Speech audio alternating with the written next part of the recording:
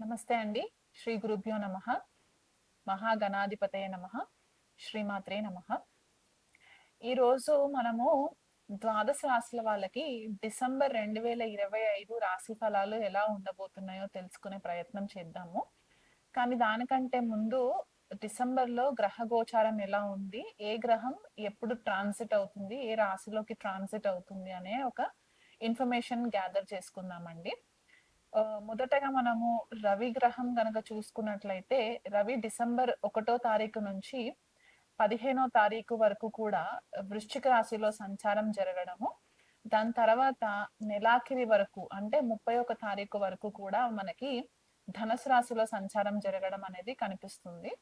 చంద్రుడు ఎలాగో మనకి 2.5 రోజులకి రాశి మారుతూ ఉంటారు కాబట్టి చంద్రుడి పరిజ్ఞానం మనకు అంతగా తీసుకోము మేజర్ ట్రాన్సిట్స్ కి సంబంధించి.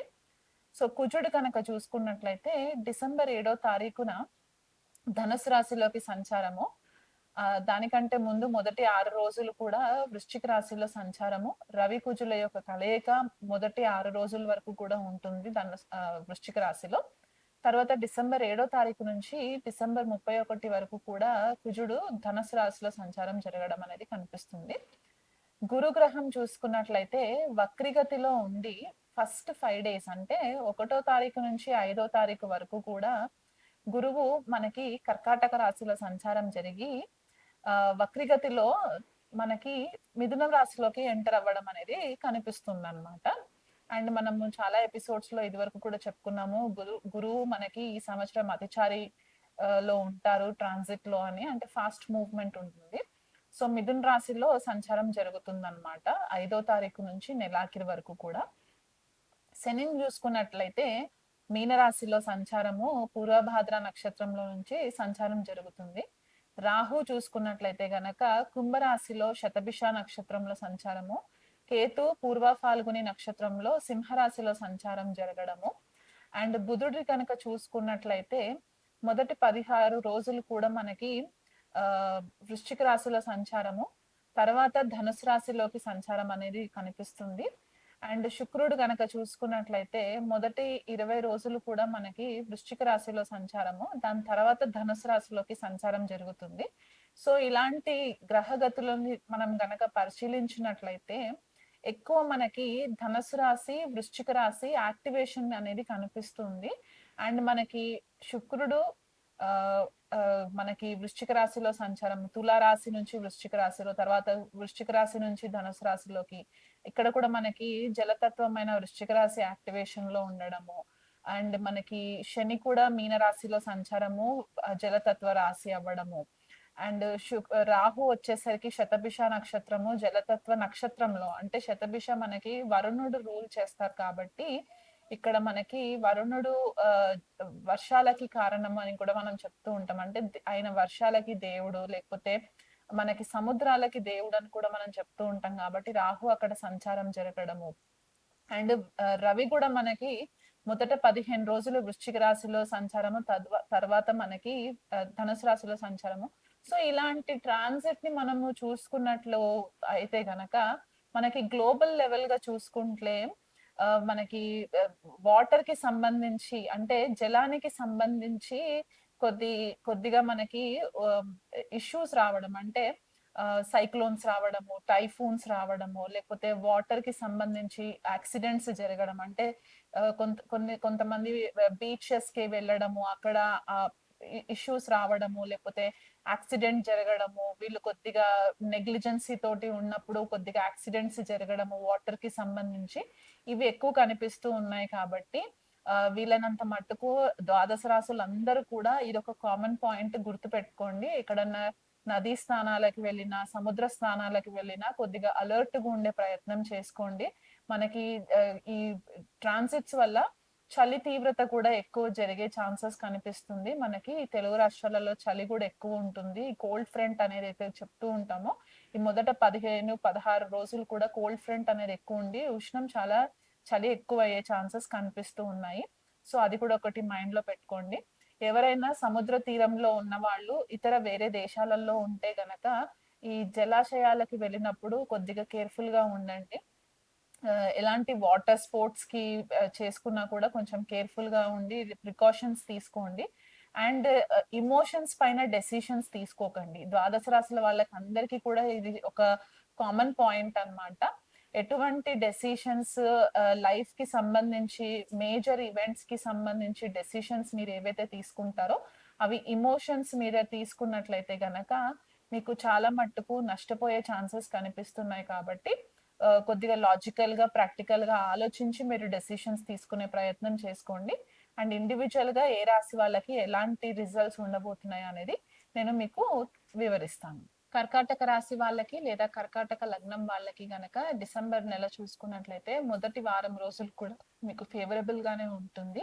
కానీ ఎలాగైతే రోజులు గడుస్తూ ఉంటాయో మీకు కొద్దిపాటిగా ఇబ్బందులు అనేవి స్టార్ట్ అవుతాయి అన్నమాట. ఎందువల్ల అంటే మొన్నటి వరకు కూడా మీకు లగ్నంలో గురు సంచారం కొద్దిగా ఫేవరబుల్ రిజల్ట్స్ ఇచ్చినా కూడా ఇప్పుడు గురువు మీకు మళ్ళీ వ్యయస్థానంలో వక్రిగతిలో సంచారం జరగడం ఏమవుతుందంటే అనుకోని ఎక్స్‌పెన్సెస్ అన్నమాట. అనుకోని ఖర్చులు మొదలయ్యే ఛాన్సెస్ అవుతాయి.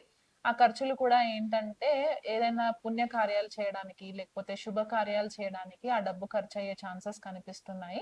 మీకు ఇక్కడ పంచమ స్థానము, షష్ఠ స్థానము చాలా యాక్టివేషన్‌లో ఉంటాయి. అంటే ఎక్కువ గ్రహాలు ఈ పంచమ, షష్ఠ స్థానంలో ఈ నెలంతా కూడా ట్రాన్సిషన్ జరుగుతుంది గాబట్టి, స్పెషల్‌గా మీరు అటెన్షన్ మీ పిల్లల విషయంలో కొద్దిగా స్పెషల్ అటెన్షన్ అనేది అవసరము. పెళ్లి కాని వాళ్ళెవరైనా కర్కాటక రాశి వాళ్ళు ఉంటే గనక, ఈ పెళ్లికి సంబంధించిన వ్యవహారాలు, డిస్కషన్స్ అనేవి ఎక్కువ అయ్యే ఛాన్సెస్ కనిపిస్తున్నాయి ఈ నెలంతా కూడా. ఇదివరకు పెళ్లి అవ్వట్లేదు అని అనుకున్న వాళ్ళకి ఈ నెలలో ఏదైనా మ్యారేజ్ కూడా ఫిక్స్ అవ్వడానికి ఛాన్సెస్ కనిపిస్తున్నాయి. దానివల్ల మీకు డబ్బు ఖర్చు అవ్వడానికి కూడా అంటే శుభకార్యమే కదండీ పెళ్ళంటే. దానికోసం డబ్బు ఖర్చయ్యే ఛాన్సెస్ కనిపిస్తున్నాయి. తీర్థయాత్రలు చేసే ఛాన్సెస్ ఎక్కువ కనిపిస్తున్నాయి. అంటే దూర దూర ప్రాంతాలలో ఉండే టెంపుల్స్ ని విజిట్ చేయడము, దానివల్ల మీరు కొద్దిగా డబ్బు ఖర్చు పెట్టడం అనేవి కనిపిస్తున్నాయి. ఎవరికైనా కర్కాటక రాశి వాళ్ళకి ఇదివరకు సడన్ గా ఏదైనా జాబ్ లాసెస్ ఉంటే గనక ఈ నెలలో మీకు ఏదో ఒకటి స్టేబుల్ కెరియర్ అనేది కూడా కనిపించే ఛాన్సెస్ ఉన్నాయి. కాకపోతే కొద్దిగా ఎఫర్ట్స్ అంటే కొద్దిగా కష్టపడాల్సిన పని కనిపిస్తుంది. అంటే సెల్ఫ్ ఎఫర్ట్స్ కొద్దిగా పెట్టవలసిన పరిస్థితి కనిపిస్తుంది. మీ చుట్టూ ఉన్న నెట్వర్క్ సర్కిల్ వాళ్ళ సలహాలు తీసుకోండి. మీకు ఎవరైనా ఫ్రెండ్స్ వేరే కంపెనీస్ లో జాబ్స్ చేస్తున్నట్లయితే కనుక నిర్మోహమాటంగా వాళ్ళని హెల్ప్ అడగండి.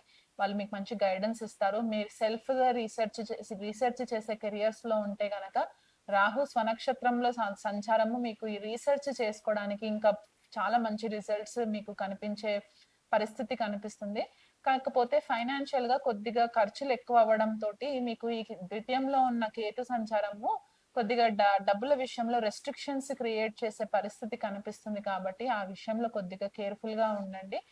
తండ్రి ఆరోగ్యం పట్ల శ్రద్ధ వహించండి. ఎందువల్ల అంటే భాగ్యస్థానంలో శని సంచారం జరుగుతుంది కాబట్టి ఇక్కడ తండ్రి ఆరోగ్యం పట్ల కొద్దిపాటిగా డిస్టర్బెన్సెస్ రావడానికి, లేకపోతే మొదటి సంతానంకి సంబంధించి హెల్త్ విషయంలో కొద్దిగా కేర్ఫుల్ గా ఉండడానికి, మీకు కూడా హెల్త్ కి సంబంధించి డైజెస్టివ్ సిస్టమ్ అంటే ఉదర సంబంధితమైన ఇబ్బందులు రావడము, డైజెషన్ సరిగ్గా అవ్వకపోవడము, లేకపోతే స్ట్రెస్ ఎక్కువ తీసుకోవడం వల్ల దాని వల్ల మీకు కొద్దిపాటిగా బ్లడ్ ప్రెషర్ ఎక్కువ అవ్వడము, ఇలాంటివి మనకి గ్యాస్ ఫామ్ అవ్వడము, గ్యాస్ట్రో ఇంటెస్టైనల్ ప్రాబ్లమ్స్ రావడము, ఇలాంటివి కూడా కనిపిస్తున్నాయి కాబట్టి ఈ నెల కొద్దిగా డయట్ చేంజ్ చేసుకున్నట్లయితే గనక మీకు ఫేవరబుల్ రిజల్ట్స్ ఉంటాయి. స్టాక్ మార్కెట్, గ్యాంబ్లింగ్, స్పెక్యులేషన్ ఇట్లాంటి యాక్టివిటీస్ ఎవరైతే డబ్బులు ఇన్వెస్ట్ చేస్తూ ఉంటారో వాళ్ళు కొద్దిగా కేర్ఫుల్ గా ఉండండి. ఎందువల్ల అంటే గురువు వ్యయంలోకి వెళ్ళారు కాబట్టి మీరు తెలియకుండా మీకు డబ్బు ఎక్కువ మోతాదులో నష్టపోవడము, లాసెస్ అనేవి జరగడానికి కూడా ఆస్కారం కనిపిస్తుంది కాబట్టి ఈ నెలలో అట్లాంటి డెసిషన్స్ ఏం తీసుకోకండి. కొత్త గృహం కొనుక్కునే వాళ్ళకి మంచి టైం ఫేవరబుల్ గా ఉంది కాబట్టి గృహం కూడా కొనుక్కునే ఛాన్సెస్ కనిపిస్తున్నాయి. జాబ్స్ ని సెక్యూర్ చేసుకోండి. మీకు వేరే ఆపర్చునిటీ వచ్చేంత వరకు ఉన్న జాబ్ ని రిజైన్ చేయకండి. పార్ట్నర్షిప్ బిజినెస్ చేసే వాళ్ళు కొద్దిపాటిగా కేర్ఫుల్ గా ఉండండి. అందువల్ల అష్టమ స్థానంలో రాహు సంచారం జరుగుతుంది కాబట్టి ఎలాంటి మ్యూచువల్ కాంట్రాక్ట్స్ కూడా మీరు సైన్ చేయకండి. ఎందువల్ల అంటే అష్టమంలో ఉన్న రాహు మొదట బానే ఉంటుంది, అంత గ్లోరిఫై గా కనిపిస్తూ ఉంటుంది. కానీ పోను అది మనల్ని కొద్దిగా ఇల్యూషన్ లో పెట్టినట్టు అయిపోయి చీట్ అవ్వడానికి ఛాన్సెస్ కనిపిస్తున్నాయి కాబట్టి దగ్గరలో మీకు ఎవరైనా ఆస్ట్రాలజిస్ట్ ఉన్నా లేకపోతే మమ్మల్ని కాంటాక్ట్ అయినా సరే మేము మీకు గైడెన్స్ ఇస్తాము. సో పార్ట్నర్షిప్ బిజినెస్ లో కొత్తగా స్టార్ట్ చేసే వాళ్ళకి ఈ రెమెడీ ఈ విషయం చెప్పడం జరుగుతుంది. బట్ అదర్వైజ్ ఓవరాల్ గా చూసుకుంటే గనక కర్కాటక రాశి వాళ్ళు కొద్దిపాటిగా ఫైనాన్షియల్ మ్యాటర్స్ లో కొంచెం కేర్ఫుల్ గా ఉండండి. ఎక్కువ గొడవలకి వెళ్ళకండి. గవర్నమెంట్ తోటి కూడా కొద్దిపాటిగా లిటిగేషన్స్ రావడానికి ఆస్కారం కనిపిస్తుంది కాబట్టి కొంచెం ఆ విషయంలో కేర్ఫుల్ గా ఉండే ప్రయత్నం చేసుకోండి. రెగ్యులర్ గా మీరు లక్ష్మీదేవి అష్టకం చదువుకోవడము, లేదా అష్టమంలో రాహు సంచారం జరుగుతుంది కాబట్టి దుర్గాదేవి ఆరాధన, గణపతి ఆరాధన, గణపతికి బుధవారం రోజు గరికతో పూజ చేసుకోవడము, ఇలాంటివి చేసుకోవడం వల్ల కూడా మీకు మంచి ఫేవరబుల్ రిజల్ట్స్ వస్తాయి. అండ్ గురువు కూడా వ్యయంలో సంచారం జరుగుతుంది కాబట్టి గోవుకి శనగలు దానం పెట్టడము, లేకపోతే గ్రాసం దానం పెట్టడము, దగ్గరలో ఉన్న నవగ్రహ టెంపుల్లో మీరు నవగ్రహ శాంతి పూజలు చేయించుకోవడము, నవగ్రహ హోమం చేయించుకోవడము ఈ నెలలో మీకు చెప్పదగిన సూచన.